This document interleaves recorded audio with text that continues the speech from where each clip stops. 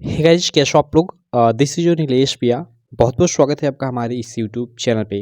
दोस्तों, इस वीडियो में हम लोग सॉल्व करेंगे जो यूपी बोर्ड का क्लास 10 का 2022 का एक पेपर था। ठीक है, मैथ का जिसका कोड था 822 AV उसका। ठीक है, पूरा का पूरा सॉल्यूशन करेंगे इस वीडियो में हम लोग। देखिए पूरा का पूरा ये मैंने टाइप कर ये प्रिंट आउट निकाल लिया कि ताकि आपको साफ अच्छा दिखाई दे। इसमें देखो, मैं आपको बताना चाहूँगा कि जो 2022 में बोर्ड एग्जाम हुआ था ना, या उससे पहले जो भी बोर्ड एग्जाम हुए थे, आप सभी पेपर जितने भी आपके सब्जेक्ट हैं ना, आप सॉल्व कर लीजिए, क्योंकि वो सारे के सारे जो प्रीवियस ईयर पेपर है ना, काफ़ी इंपॉर्टेंट बन जाते हैं आप लोग के बोर्ड परीक्षा 2023 या उससे आगे की बोर्ड परीक्षाओं के लिए। हालांकि 2023 में आप लोग का पेपर पैटर्न थोड़ा चेंज हो गया है, जिसमें आप सब लोग जानते हो कि शुरू शुरू में 20 मार्क के ऑब्जेक्टिव क्वेश्चन पूछे जाएंगे। वो ठीक है, पूछे जाएंगे, लेकिन वो कहाँ से क्वेश्चन पूछे जाएंगे? वो सारे के सारे क्वेश्चन आप लोग देखना कहीं ना कहीं प्रीवियस ईयर क्वेश्चन पेपर से सीधे सीधे पूछे जाएंगे। तो इसलिए previous year question paper solve करना बेहद ज़रूरी है। तो चलो, इस वीडियो में हम लोग जो यूपी बोर्ड क्लास 10 का प्रीवियस ईयर क्वेश्चन पेपर है जिसका कोड है 822 AB, उसको हम लोग सॉल्व कर लेते हैं। ठीक है, सबसे पहले यहाँ पे देख सकते हो बहुविकल्पीय प्रश्न आ जाते हैं, तो इनको हम लोग सॉल्व करते हैं जो ऑब्जेक्टिव क्वेश्चन है। सबसे पहला प्रश्न है कि दी गई संख्याओं में अभाज्य संख्या है, हमें अभाज्य संख्या छांटना है। और यहाँ पे 4 ऑप्शन है, 0, 1, 2, 8। तो अभाज्य संख्या सिंपल क्या होती है? देखो, इसका पूरा का पूरा मैंने यहाँ पे सॉल्यूशन भी लिख रखा है। अभाज्य संख्या क्या होती है कि अभाज्य संख्या वह संख्या होती है जो केवल स्वयं से और एक से विभाजित होती है, इसके अतिरिक्त अन्य किसी प्राकृतिक संख्या से विभाजित नहीं होती है।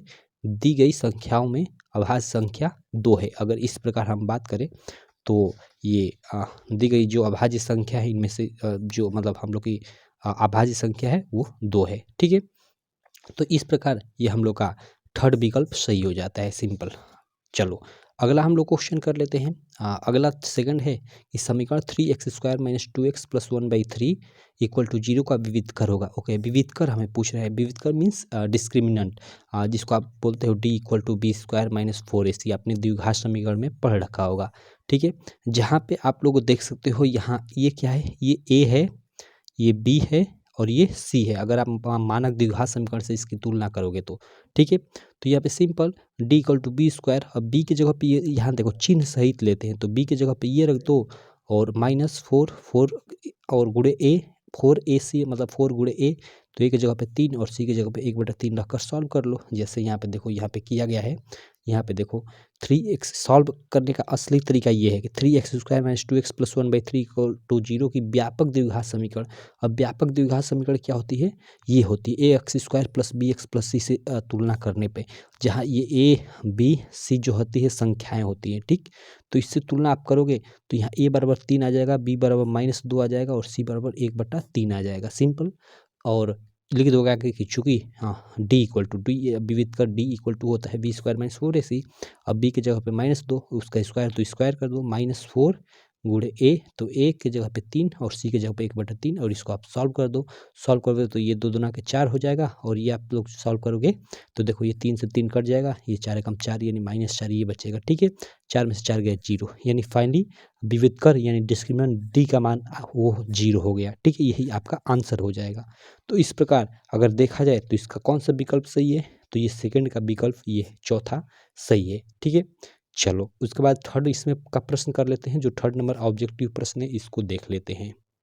ओके, थर्ड प्रश्न आप लोग देख सकते हो स्क्रीन पे क्या है कि यदि साइन ए बराबर इतना 3/5, यानी साइन ए का हमें मान देती है, यहाँ साइन ए का है, साइन थीटा का है, कोई दिक्कत नहीं। ठीक है, तो साइन ए बराबर 3/5 दिया हो, दिया है हम लोग के यहाँ क्वेश्चन में, और कस ए का मान पूछ रहा है। यदि साइन ए बराबर 3/5 हो तो कस ए का मान होगा।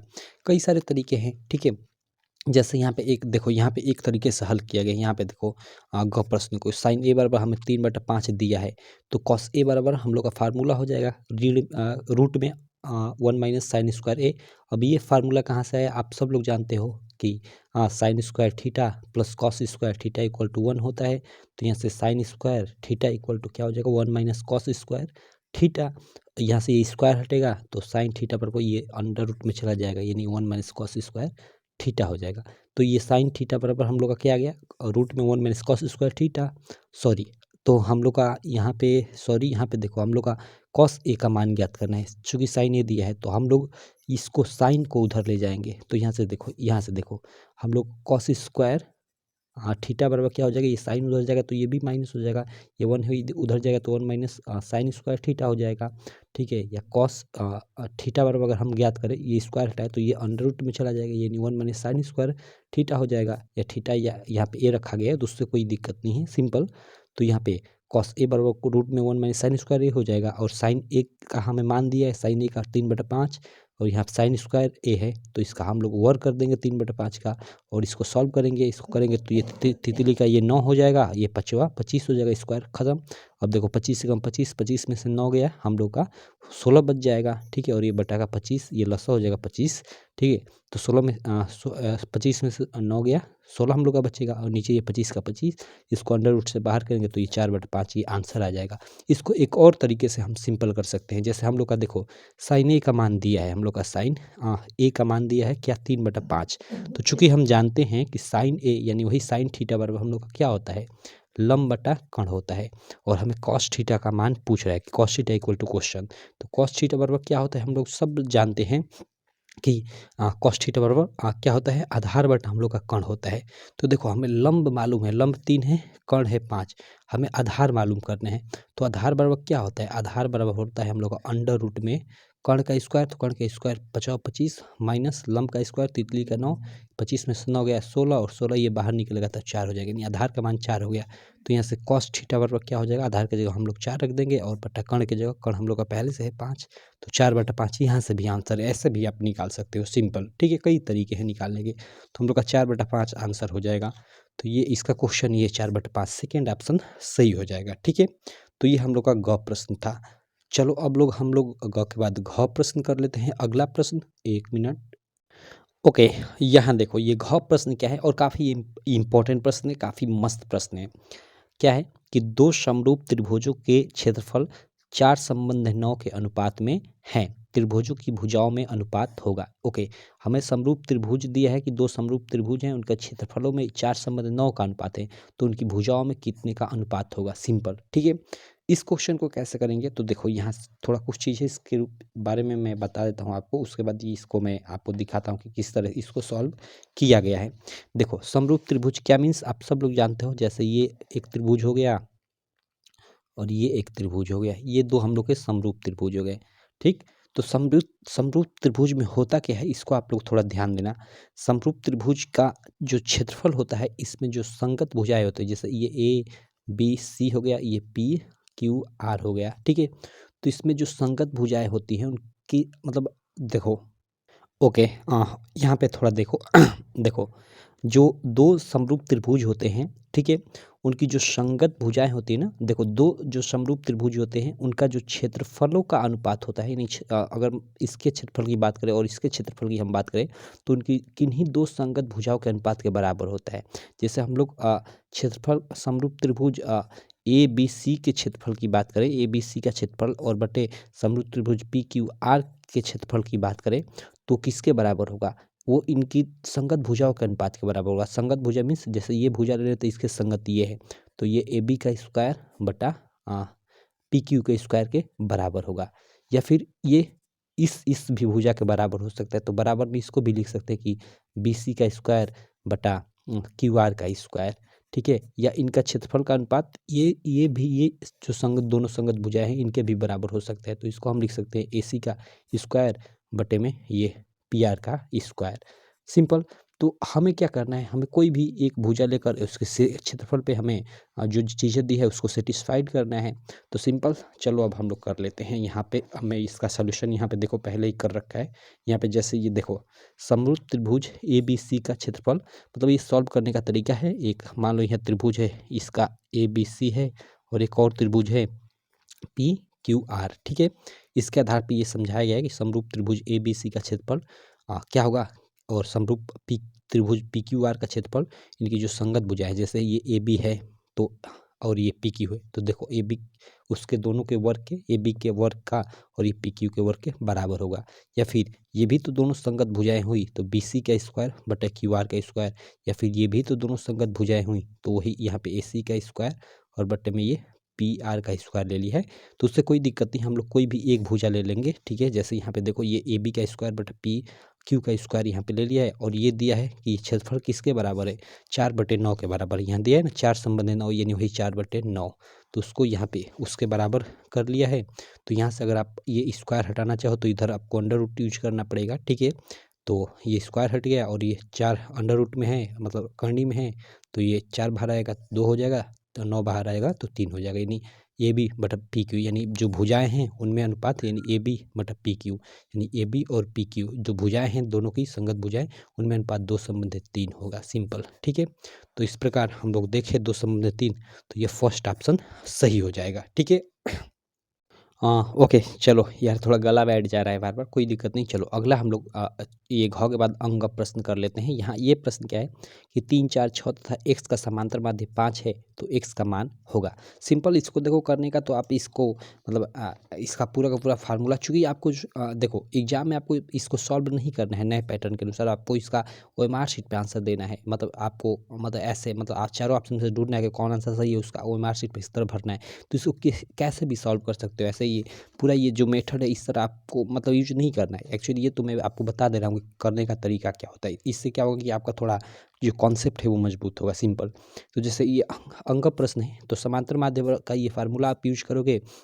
इसका मतलब होता है कि जितनी भी संख्याएं दी हुई उसका योग और बटा में जितनी संख्या है उसका नंबर। ठीक है, जैसे यहाँ 3 4 6 और x यहाँ पे दिया हुआ है ना, 3 4 6 तथा x का समांतर माध्य हमें 5 दे दिया है, तो संख्या है x का मान होगा। ठीक है, तो यहाँ पे देखो हमें 3 4 6 और x दिया है, ये 4 संख्या है, तो ये चारों को हमने ऐड कर लिया और बटे में ये 4 हो गए, और इनका समांतर माध्य हमें 5 के बराबर देते ही बराबर यहाँ 5 हो गया। सिंपल, और इसको सॉल्व कर दो, 4 3 ये 7 6 13 प्लस एक्स, 13 प्लस एक्स, और ये 4 5 20 हो जाएगा। 13 प्लस एक्स मतलब वो इक्वल टू 20, यहाँ से x बराबर, तो ये 13 उधर जाएगा तो 20 में से 13 इक्वल टू 7। सिंपल, ये आंसर आ जाएगा। अब यहाँ आपको सिंपल ये मतलब इसमें कॉपी पेन मतलब निकालने की जरूरत ही नहीं है। आप जानते हो कि समांतर माध्य बराबर जो संख्या दी हुई उनका योग और बटे संख्या।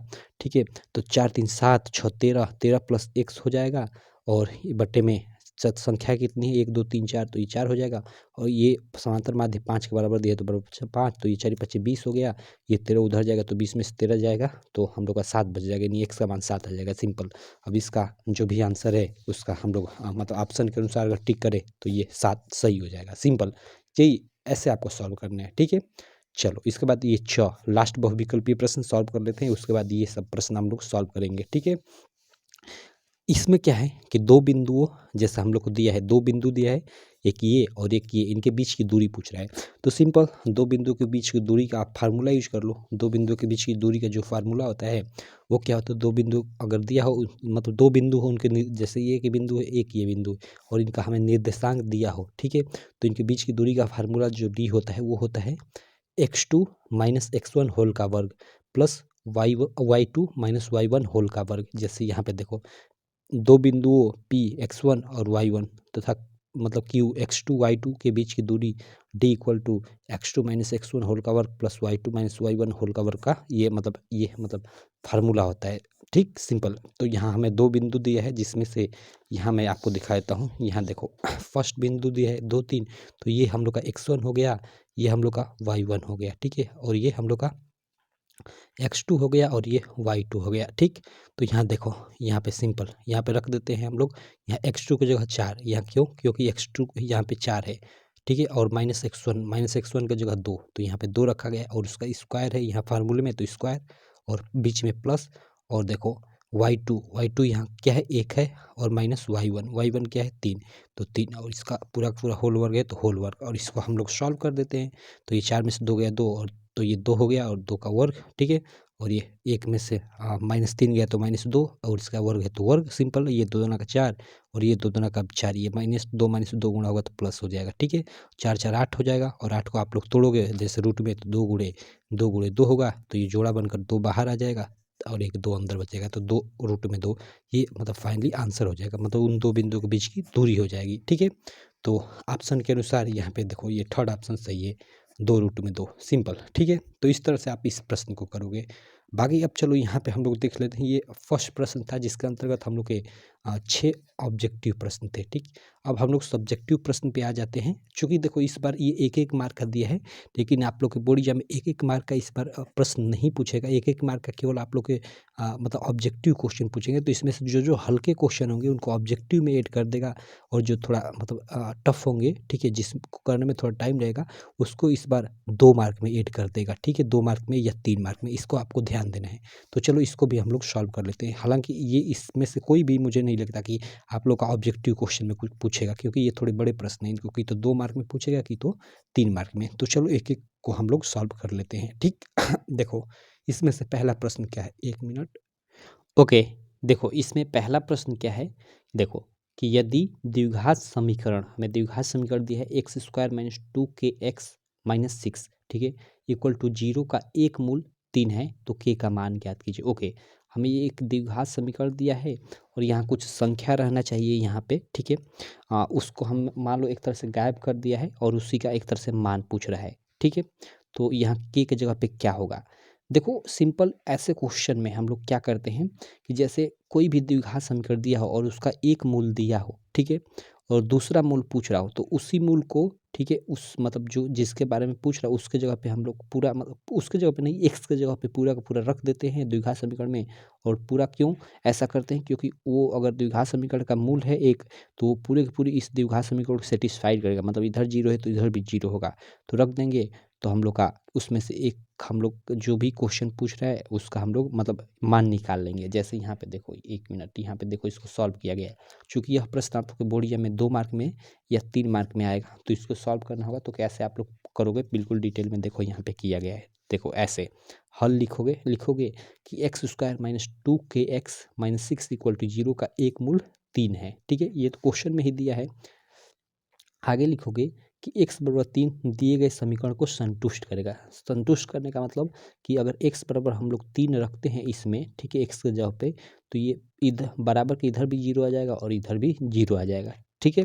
तो चलो हम लोग 3 रखते हैं, तो 3 रख देते हैं x के जगह पे, तो यहाँ x के जगह पे 3 रखेंगे तो 3 का स्क्वायर माइनस 2 और k का k उसी तरह रखने देंगे x की जगह पे, फिर यहाँ पे 3 और -6, तो -6 और बराबर 0, ठीक है, सिंपल। अब देखो ये हम लोग का तितली का 9 और माइनस ये 2, और ये 3 है तो 3 दूनी के 6, और ये k से गुणा होगा तो k हो जाएगा, यानी -6k, और माइनस यहाँ पे ये 6 है तो 6 बराबर ये 0, सिंपल। अब देखो ये 9 और 6, मतलब ये प्लस है ये माइनस है तो 3 हो जाएगा, सिंपल। कैसा 3 हम लोग का, हाँ देखो यहाँ पे ध्यान देना, यहाँ पे थोड़ा ध्यान देना। ये हम लोग का 9 में से 6 गया, 3 बच जाएगा, और ये -6, देखो यहाँ पे ऐसे मैं कर देता हूँ। ये हम लोग का 9 में से 6 गया, 3 बचेगा, और ये -6k है तो 6k और बराबर 0 है तो 0, ठीक है। अब देखो ये 3 है और -6 ये k है, तो 3 बराबर ये माइनस को इधर लाएंगे तो +6k हो जाएगा, और फिर पूरा बदलेंगे यानी 6k बराबर 3 हो जाएगा। तो ये यहाँ पे 6k बराबर 3 हो गया, तो यहाँ से k बराबर क्या हो जाएगा, ये 6 उधर जाएगा तो बट्टे में हो जाएगा, यानी 3/6 हो जाएगा, 3/6 हो जाएगा, ये कटेगा तो 1/2, यानी के का मान देखो यहाँ से निकल गया 1/2। ऐसे इसको सॉल्व करोगे, ठीक है। ओके, यार बार बार गला बैठ जा रहा है, चलो कोई दिक्कत नहीं। आशा करता हूँ आपको ये प्रश्न समझ में आ गया होगा, ठीक है। अब चलो हम लोग आगे चलते हैं, आगे का जो प्रश्न है उसको करते हैं। ये एक प्रश्न है कि 2tan 30 अंश बटे में 1 + tan स्क्वायर 30 अंश का मान ज्ञात कीजिए, सिंपल। यहाँ पे देखो tan 30 अंश का जो मान है यहाँ पे रखोगे, और 1 + tan स्क्वायर 30 अंश दिया तो tan 30 अंश का मान रखकर उसका वर्ग कर दोगे, और इसको सिंपल हल कर दोगे तो मतलब इसका मान निकल जाएगा। ये 2 मार्क में क्वेश्चन आप लोग एग्जाम में पूछ सकता है, ठीक है। जैसे यहाँ पे देखो, यहाँ पे किया गया है, यहाँ पे देखो क्वेश्चन क्या है, 2tan 30 अंश बटे में 1 + tan स्क्वायर 30 अंश। अब देखो 2 और इंटू मतलब वही गुणे tan 30 अंश का मान 1/√3, तो 1/√3 यहाँ पे रख दिया गया है, और बट्टे में 1 + tan स्क्वायर 30 अंश का मान 1/√3, ठीक है। और चूंकि इसका वर्ग है यहाँ पे, तो देखो इसका वर्ग कर दिया गया है, सिंपल, ठीक। अब देखो ये 2 से इधर गुणा होगा तो 2/√3 हो जाएगा, 2/√3 हो गया है, ठीक है। और ये इधर देखो 1/√3, इसका अगर वर्ग होता है तो 1 का 1 ही रहेगा, और ये 3 रूट से बाहर निकल जाएगा, यानी 3 हो जाएगा। तो ये 1 + 1/3 हो गया, ये 1 बाहर वाला, ये 1/3 ये, ठीक। अब देखो इसको जोड़ दो, 3 एकम 3 1 4/3 हो जाएगा, नहीं ये 2/√3 ये वाला, और ये 2 एकम 2 1 3, 3 एकम 3 1 4, यानी 4/3 ये वाला यहाँ पे, यानी 2/√3 और होल बटा में ये मेन वाला ये बट्टा है, 4/3। अब देखो कभी ऐसा आ जाता है तो इसको क्या करते हैं कि इसको ऊपर ले जाते हैं और ये पलट कर गुणा हो जाता है। तो देखो ये इसको ऊपर ले जाओगे तो ये देखो 3/4 हो जाएगा और पलट कर ये गुणा हो गया है। सिंपल ऐसे होता है, ठीक। तो ये 2√3 उसी तरह रहेगा और ये नीचे वाला ऊपर जाएगा तो पलट कर ये गुणा हो जाएगा, ठीक। तो देखो अब इसको सॉल्व कर देते हैं। 2 दूना का 4, ठीक है। और बाकी देखो ये क्या हो, ऊपर क्या बचा 3 और बट्टे में नीचे क्या बता, सॉरी 1 मिनट। ओके चलो यार, बार बार थोड़ा गला बैठ जा रहा है, कोई दिक्कत नहीं। देखो इसको कटाओगे तो 2 एकम 2, 2 हो गया नीचे, ठीक है। अब देखो तो इस प्रकार ये यहाँ कुछ नहीं बचा तो 3 से इधर गुणा तो 3 ही हुआ और ये 2 इधर तो 2√3, ये आपका आंसर हो गया। लेकिन ये यहाँ पर देखो ये क्या आंसर निकाला, तो इसको थोड़ा सरलीकरण कर दिया। देखो जैसे 3/में 2√3 है तो 3√3 से ऊपर गुणा √3 से नीचे, यहीं पे अभी आप छोड़े तो ठीक है, कोई दिक्कत नहीं है, ठीक है। लेकिन इसको थोड़ा और आगे हल किया है तो चलो इसको हम लोग ऊपर मतलब √3 से गुणा, नीचे √3 से गुणा कर देते तो कोई आंसर में मतलब चेंज नहीं आएगा, ठीक है। तो इससे गुणा करोगे तो 3√3 और बट्टे में इससे गुणा करोगे तो देखो √3 यानी 2 3 हो जाएगा तो एक आपका बाहर निकल कर आ जाएगा। तो सिंपल 2 गुणे ये 3 हो जाएगा, ये 3 से 3 खत्म तो ये आपका √3/2 बच जाएगा और इसी को यहाँ पे देखो आंसर लिखा है, सिंपल, ठीक है। और कोई यहाँ पे मतलब नहीं है। तो इस प्रकार ये आप लोग का इस प्रश्न को आप लोग सॉल्व करोगे, ठीक है। अब चलो हम लोग नेक्स्ट प्रश्न सॉल्व कर लेते हैं, नेक्स्ट ये गौ वाला प्रश्न, ठीक है। ओके चलो इस प्रश्न को हम लोग सॉल्व कर लेते हैं। यह प्रश्न क्या है, यदि दो समरूप त्रिभुजों का क्षेत्रफल क्रमशः इतना मतलब 169 यानी 169 वर्ग सेंटीमीटर है, देखो यहाँ पे ये वर्ग रहना चाहिए, ठीक है, वर्ग सेंटीमीटर तथा 225 वर्ग सेंटीमीटर है तो इनकी संगत भुजाओं में अनुपात होगा। सिंपल, जिस प्रकार वो ऑब्जेक्टिव क्वेश्चन था उसी प्रकार का ये क्वेश्चन है, ठीक है। तो इसको कैसे सॉल्व करोगे, तो चूंकि हमने पहले इसको देख रखा है कि अगर ऐसा क्वेश्चन पूछे तो हम लोग क्या करेंगे कि सबसे पहले एक फिगर बना लेंगे, एक नहीं दो, जैसे इस तरह एक फिगर और एक ये फिगर, और दिखा देंगे कि हम लोग का ABC एक समरूप त्रिभुज है और एक PQR ये एक समरूप त्रिभुज है। और समरूप त्रिभुज में संगत भुजाएं क्या होती है, जैसे ये और ये संगत भुजाएं हो गई, ठीक है। और अगर ये और ये ली तो ये दोनों संगत भुजाएं होंगी। तो समरूप त्रिभुज का ये गुण होता है कि समरूप त्रिभुज के क्षेत्रफलों का जो अनुपात होता है वो उनकी जो संगत भुजाएं होती हैं उनके अनुपात के बराबर होता है। तो देखो समरूप त्रिभुज ये ABC का क्षेत्रफल और बट्टे में समरूप त्रिभुज PQR का क्षेत्रफल जो होगा, इनकी कोई भी संगत भुजा ले लो, जैसे AB और ये PQ दो संगत भुजा ले लिए तो देखो इन दोनों के वर्ग के ये बराबर है। या और भी कोई दो भुजा ले ले तो देखो इनके ये वर्ग के बराबर होगा। तो ऐसे ये तीनों को यहाँ पे दर्शा दोगे आप, ठीक है। और उसके बाद कोई भी एक भुजा ले लोगे, जैसे इसी को लेकर और आप सॉल्व कर दो, जैसे AB का स्क्वायर बटे PQ का स्क्वायर, ये दोनों क्या है मतलब ये त्रिभुजों के क्षेत्रफल को दर्शा रहा है, ठीक है। और ये हमें दिया है कि पहले त्रिभुज का क्षेत्रफल इतना है और दूसरे का इतना है, तो बराबर उसके रख लोगे और इसको सॉल्व करोगे, ये स्क्वायर हटाओगे तो ये अंडर रूट में चला जाएगा, तो अंडर रूट में चला जाएगा तो AB बटा PQ बराबर ये अंडर रूट में चला गया। और ये 169 का आप लोग वर्गमूल निकालोगे तो वह 13 होता है और 225 का 15 होता है। तो ये 13/15 अब क्या आ गया, ये AB बटा PQ आ गया, यानी हम लोग का ये AB बटे में PQ यानी भुजा का ये अनुपात आ गया, भुजा का मान आ गया। तो यानी समरूप त्रिभुज की भुजाओं में 13 संबंधी 12 का अनुपात होगा, सिंपल, ठीक है। ओके चलो अब हम लोग आगे का प्रश्न सॉल्व कर लेते हैं। आगे इसके बाद ये देखो गौ के बाद यहाँ घ प्रश्न दिया है कि 12 व्यक्तियों के भार का समांतर माध्य, ओके समय 12 व्यक्तियों के भार का समांतर माध्य इतना दे दिया है, ठीक है, इतना की कर उनके भारों का योगफल ज्ञात कीजिए, भारों का योगफल ज्ञात करें। तो इसको कैसे करोगे, सिंपल वही है, ठीक है। समांतर माध्य का आप लोग फार्मूला यूज करोगे, ठीक है। यहाँ पे 1 मिनट, समांतर माध्य का ये फार्मूला यूज करेंगे। और चूंकि हमें मतलब यहाँ पे 12 व्यक्ति हैं तो 12 में हम लोग का 12 व्यक्ति यानी x1 + x2 + x3 ऐसे डाटा कर मतलब 12 तक हो जाएगा, ठीक है। यानी 12 व्यक्ति हो गए, उनकी संख्या 12 है तो 12 यहाँ पे नीचे हो गया, ठीक।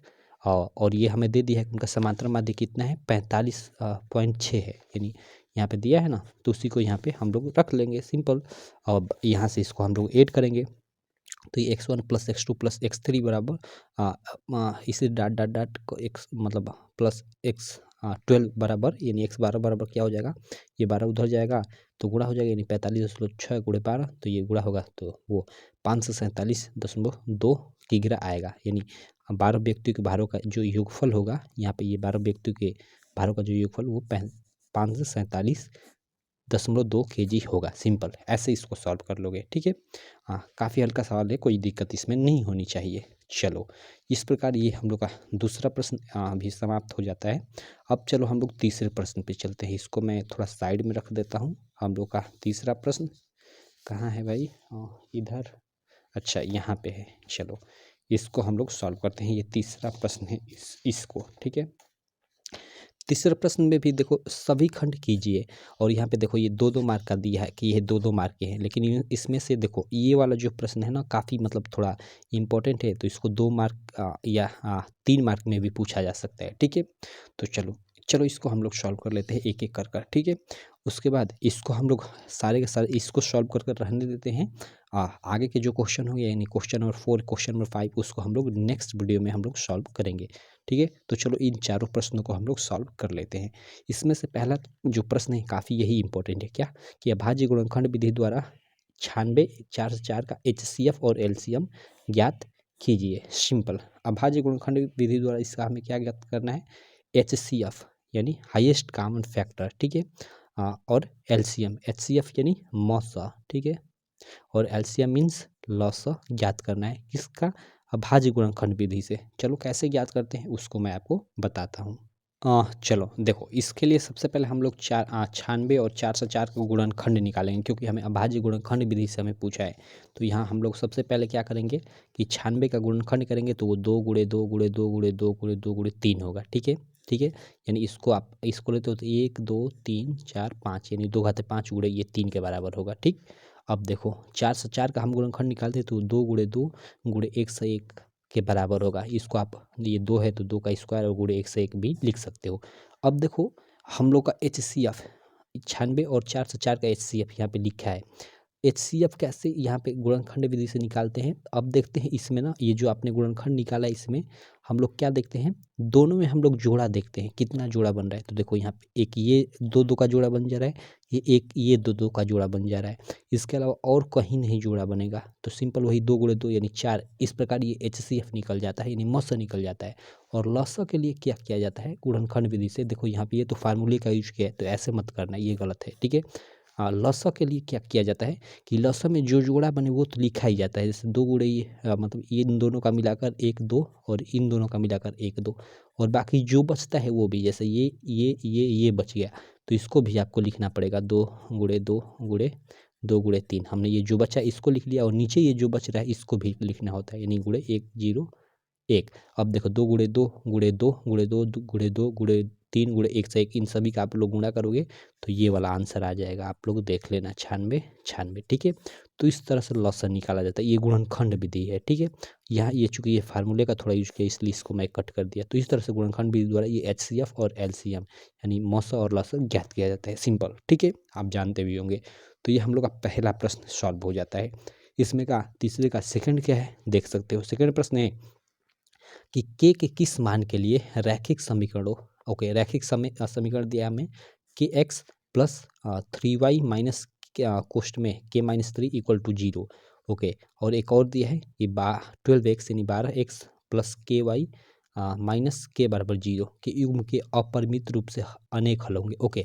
अपरिमित रूप से अनेक हल के लिए इसके लिए शर्त है, आपने समीकरण वाले चैप्टर में पढ़ा होगा। जैसे यहाँ पे देखो, अगर हमें रैखिक समीकरण दी हो, जैसे यहाँ पे देखो हमें एक ये रैखिक समीकरण हो a1x plus b1y plus c1 equal to 0, और ये एक रैखिक समीकरण है, ठीक है, कि a2x plus b2y plus c2 बराबर 0। ये अगर दो रैखिक समीकरण हमें दी हुई है तो इनका प्रतिबंध होता है अनेक हल का, ठीक है।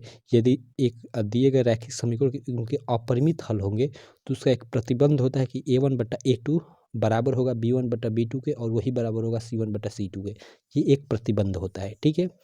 तो यहाँ पे देखो हमें ये एक समीकरण दी हुई है, इसकी तुलना हम लोग इस रैखिक मतलब जो समीकरण है इससे, और ये एक जो समीकरण दी है इसकी तुलना इस रैखिक समीकरण से कर हम लोग a1 a2 b1 b2 और c1 c2 का मान ज्ञात करेंगे। तो यहाँ से अगर हम लोग देखते हैं, इसमें देखेंगे और इसमें देखेंगे, तो यहाँ पे हम लोग तुलना करेंगे तो देखो यहाँ a2 का मान 12 हो जाएगा, ठीक है, और b2 का मान k हो जाएगा, c2 का मान माइनस k हो जाएगा। तो जो जो हमें मान यहाँ पे दिख रहा है उसको यहाँ पे हम लोग क्या करेंगे कि इम्प्लीमेंट कर लेंगे, रख लेंगे।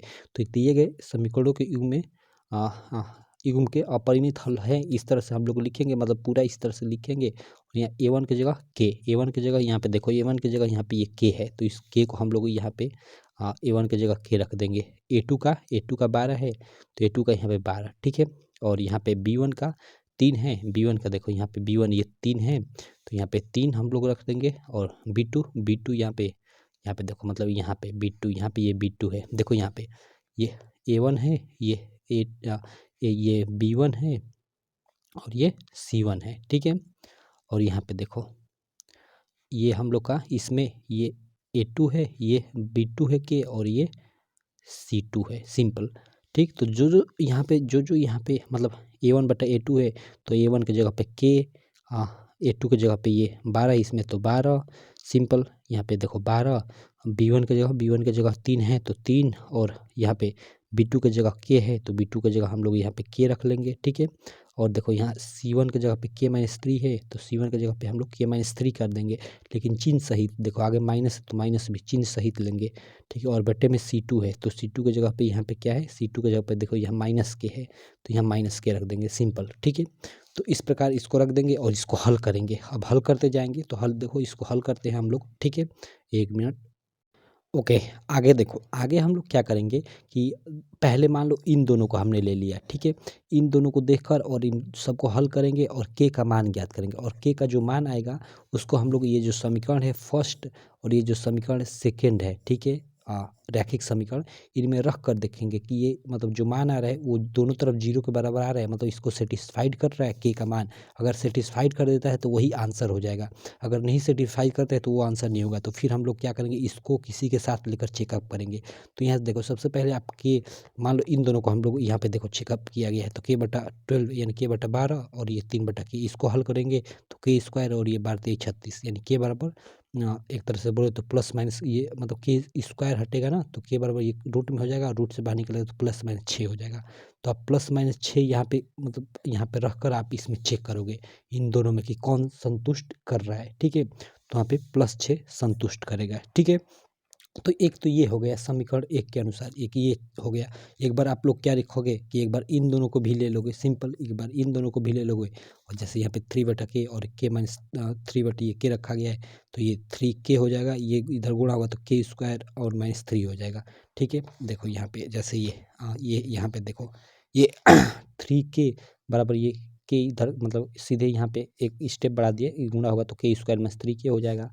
और इधर देखो K² -6K हो जाएगा, ठीक है। क्योंकि यहाँ पे देखो, यहाँ पे ध्यान देना थोड़ा, देखो यहाँ पे इसको किस तरह किया गया, ये 3K बराबर K² -3K है। तो देखो यहाँ पे इस मान लो 3 को इधर लेकर आप चले आओ, ठीक है। या देखो यहाँ पे ध्यान देना थोड़ा, 1 मिनट।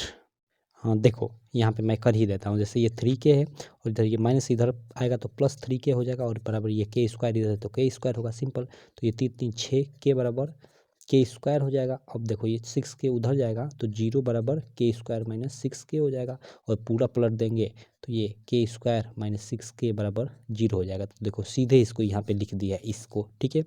उसके बाद यहाँ से इनमें से K कॉमन लोगे तो K और कोष्ठ में K-6 हो जाएगा। तो यहाँ से अगर आप देखते हो तो एक बार K बराबर देखोगे तो एक बार K का मान 0 आ जाएगा, अगर और एक बार K बराबर 6 आ जाएगा, ठीक है। मतलब इसको एक बार लेते हो तो K बराबर 0, इसके एक बार लेते हो तो K बराबर 6। अब यहाँ से ये समीकरण 2 इसको ले लोगे तो यहाँ से देखोगे कि K बराबर 6 जो हो रहा है कि ये भी समीकरण 1 और 2 को सेटिस्फाइड कर रहा है, तो फाइनली इसका मतलब यही आंसर हो जाएगा। तो आप लिखोगे समीकरण 1 तथा 2 दोनों को संतुष्ट करता है, क्या 6, तो इसलिए आंसर जो होगा यही हो जाएगा 6, सिंपल, ऐसे कर लोगे, ठीक है। तो ये हम लोग का ये वाला प्रश्न हो गया। ये थोड़ा बड़ा प्रश्न था, तो ये आप लोग का समझ जाओ कि 3 मार्क में आप लोग के बोर्ड एग्जाम में आ सकता है, ठीक है। यार कहाँ गया पेपर हम लोग का, 1 मिनट, पेपर मैंने कहाँ रख दिया, ओके, ये हम लोग का शायद नीचे है पेपर, ये, ठीक है। तो ये हम लोग का ये ख प्रश्न भी हो गया, ठीक। ग प्रश्न में क्या है कि हमें एक त्रिभुज दिया है ABC समद्विबाहु त्रिभुज दिया है। समद्विबाहु मतलब जिसकी दो भुजाएं आपस में बराबर होती हैं, ठीक है, जिसका कोण C समकोण है, ओके, कोण C हम लोग का समकोण दिया है। तो सिद्ध कीजिए कि जो AB² होगा 2AC² के बराबर होगा, सिंपल, ठीक है। चलो कैसे सिद्ध करेंगे, यहाँ पे देखो सबसे पहले हम लोग का दिया है, क्या दिया है, ऐसे लिखेंगे त्रिभुज ABC हमें त्रिभुज ए बी सी में दिया है कि ए बी सी एक त्रिभुज, इसमें कोण सी 90 अंश है। तो वो कैसे होगा, ए बी सी कुछ इसी प्रकार का होगा जहाँ ये कोण सी 90 अंश होगा, ठीक है, इस लंबवत, ठीक। और ए सी बराबर बी सी होगा, ये ए सी बराबर ये बी सी, क्यों, क्योंकि हमें समद्विबाहित त्रिभुज दिया है और समद्विबाहित त्रिभुज में दो भुजाएं बराबर होती है। तो ये और ये हम लोग की मानो बराबर है, ठीक है। तो अब हमें इसमें सिद्ध करना है, सिद्ध क्या करना है, सिद्ध हमें ये करना है कि जो ए बी का वर्ग है यानी इस भुजा का वर्ग है वो क्या है, 2AC के वर्ग के बराबर है। कैसे सिद्ध करेंगे, सिंपल, यहाँ देखो हमें क्या दिखाई दे रहा है, एक समकोण त्रिभुज दिखाई दे रहा है, तो जो पाइथागोरस प्रमेय में होता है उसी का यूज करेंगे। तो यहाँ से देखो ए बी का स्क्वायर बराबर AC का स्क्वायर प्लस BC का स्क्वायर हो जाएगा, ठीक है। तो यहाँ लिखेंगे, सिद्ध करना है ए बी का स्क्वायर बराबर 2AC का स्क्वायर। उत्पत्ति, ठीक है, उसमें लिखेंगे त्रिभुज ABC में कोण सी 90 अंश है, कोण सी 90 अंश ऐसे, तब इसका मतलब कि AC का स्क्वायर प्लस BC का स्क्वायर, मतलब ये जो AC का स्क्वायर यानी लंब का स्क्वायर और BC का स्क्वायर आधार का स्क्वायर बराबर AB का स्क्वायर यानी कर्ण के स्क्वायर के बराबर होगा, ठीक है। अब देखो ये AC का स्क्वायर प्लस, अब देखो BC, ये जो BC है इसके जगह पे हम लोग AC लिख सकते हैं या AC की जगह BC लिख सकते हैं, क्योंकि दोनों भुजाएं आपस में ये बराबर है।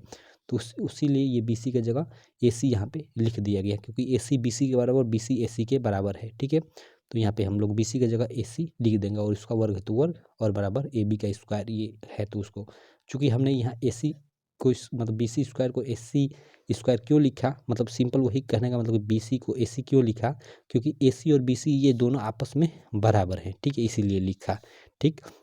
तो यहाँ से AC का स्क्वायर जुड़ेगा तो 2AC स्क्वायर हो जाएगा, तो 2AC स्क्वायर बराबर AB का स्क्वायर, तो पूरा इधर का इधर का करेंगे तो AB का स्क्वायर बराबर 2AC का स्क्वायर, सिंपल सिद्ध हो गया, ये प्रूव हो गया हम लोग का, ठीक है। तो इस तरह से इसको हम लोग प्रूव करेंगे, ठीक है। ये हम लोग का क्वेश्चन हो गया घ वाला। अब हम लोग घ वाला कर लेते हैं, इसमें का घ वाला प्रश्न क्या है, आप लोग देख सकते हो यहाँ पे कि एक बेलन के आधार की त्रिज्या 4 सेंटीमीटर और ऊंचाई 14 सेंटीमीटर है, बेलन का वक्र पृष्ठ का क्षेत्रफल ज्ञात कीजिए। ओके, सिंपल, ये तो फार्मूला बेस्ड सवाल है। जैसे यहाँ पे बेलन के आधार की त्रिज्या R हमें दे दी है 4 सेंटीमीटर, बेलन की ऊंचाई H दे दी है 14 सेंटीमीटर, बेलन का वक्र पृष्ठ पूछ रहे हैं, बेलन के वक्र पृष्ठ का यानी वक्र पृष्ठ के क्षेत्रफल का फार्मूला होता है 2πRh, ठीक है। सिंपल, जो चीज़ें दिया है उसको रख लेते हैं, ये 2 का 2, पाई का मतलब 22/7, R का मतलब 4 दिया ही है, H का मतलब 14, ठीक, 7 दूना का 14, 2 4 दूना का 8, ठीक है, और ये 8 दूना का 16, ठीक है, 16 गुणे 22, इसको आप लोग गुणा करोगे तो 3 से 12 वर्ग सेंटीमीटर, क्योंकि सारी सेंटीमीटर में थी तो वो वर्ग सेंटीमीटर को ऐसे भी लिख सकते हो या इस तरह से भी लिख सकते हो वर्ग सेंटीमीटर, ठीक है, ऐसे आप लोग दर्शा दोगे, ठीक है। तो ये हो गया हम लोग का ये घ वाला प्रश्न। इस प्रकार पूरा का पूरा हमने 3 क्वेश्चन कर लिए इसमें का, कुल मिलाकर शायद 7 क्वेश्चन है, ठीक है। आगे और लंबे लंबे वाले क्वेश्चन आएंगे, तो आगे क्वेश्चन हम लोग नेक्स्ट वीडियो में कर लेंगे। चलो इस वीडियो में रहने देते हैं इतना ही।